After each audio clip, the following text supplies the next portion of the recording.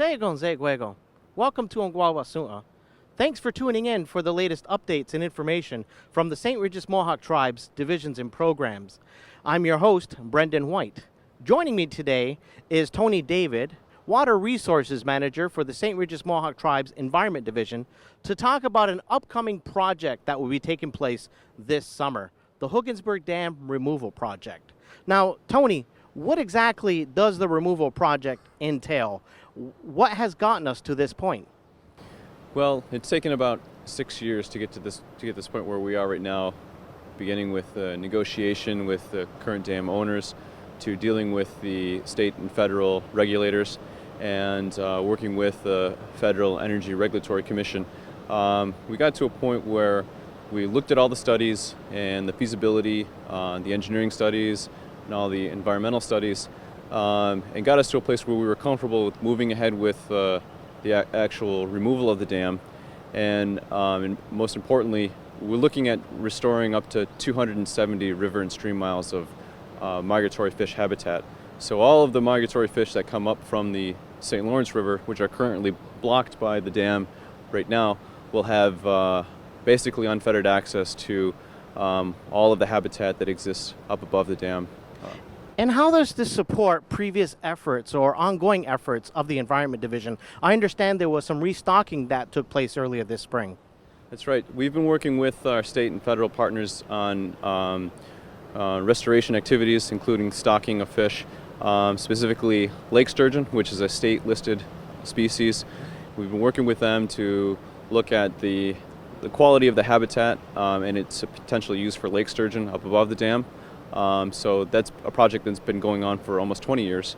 And another project with the U.S. Geological Survey, Tunison Laboratory of Aquatic Science, has been looking at the reintroduction of Atlantic salmon to the headwaters of the St. Regis River. So again, their access would always be blocked by this dam, but with its removal, we're looking at bringing that project into the next phase, where the smaller fish that are released in the headwaters of the St. Regis can go out to the St. Lawrence till they become adults, and then have the urge to return to the St. Regis River to spawn. There has been several public meetings held already, and some of the questions that have been asked is, what is so different about this dam removal project compared to what we've seen a few years ago in Fort Covington?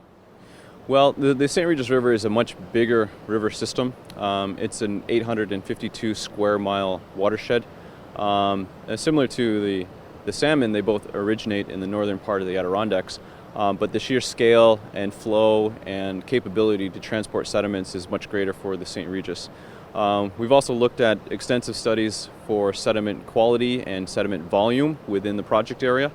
In Fort Covington, they had to deal with a massive volume of sediments. The experts estimate 60,000 to 80,000 cubic yards of sediment were actually contained within the impoundment.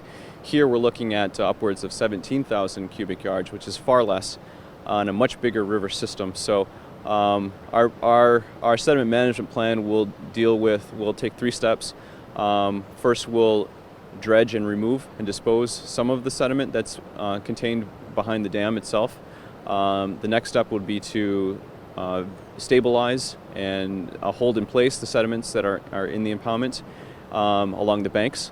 And then the final part will be to release some of the sediments just so they can be naturally reincorporated into the habitats below. And it's an important part to acknowledge the replenishment of downstream habitats that need sediment to be to basically renew themselves. So again, it's enhancing natural cycles. Replenishing downstream sediments. Will we also see a change in the water level below the dam?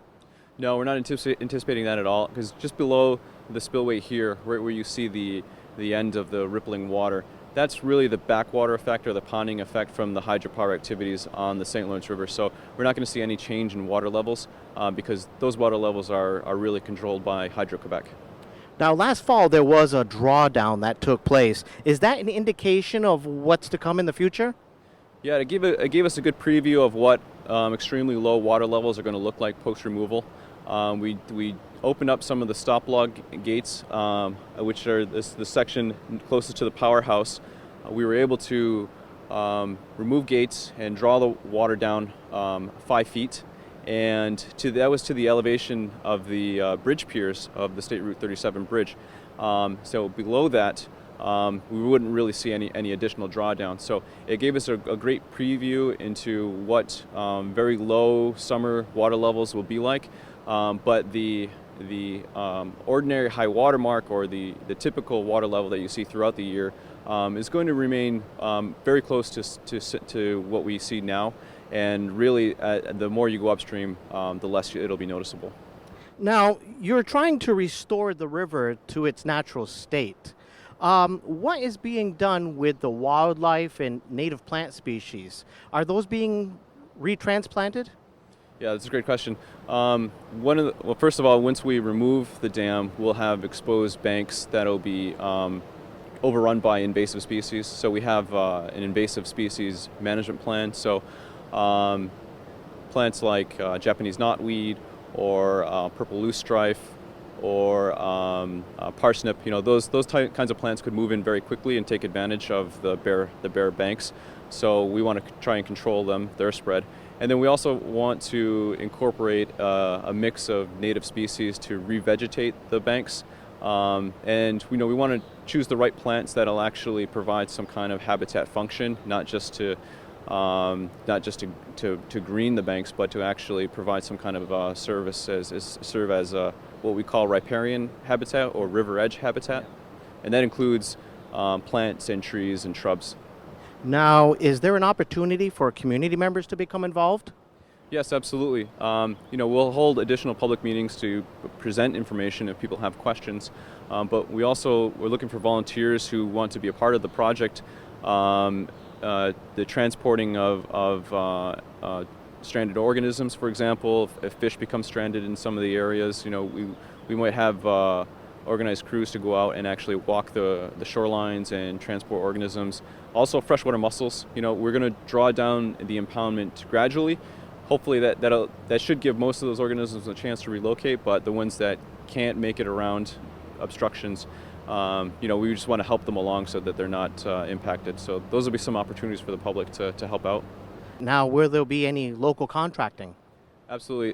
Part of the contracting process, it includes a 40% hire of local contractors of Mohawk preference supplies in this project. So, we've contracted with a large company that has the capability of administrating a project of this size.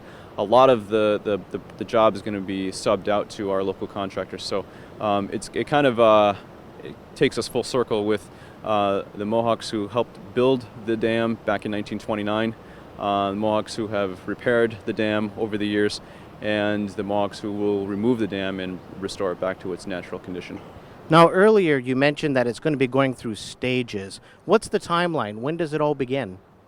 Well, the drawdown of the impoundment is scheduled to begin late June, and the heavy equipment will begin mobilizing staging areas on both sides of the river.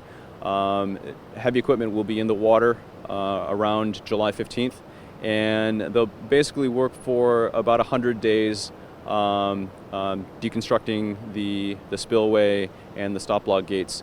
The powerhouse itself is going to remain for future use by the tribe, and so we've been working with economic development to develop the future use of the plant and the project area.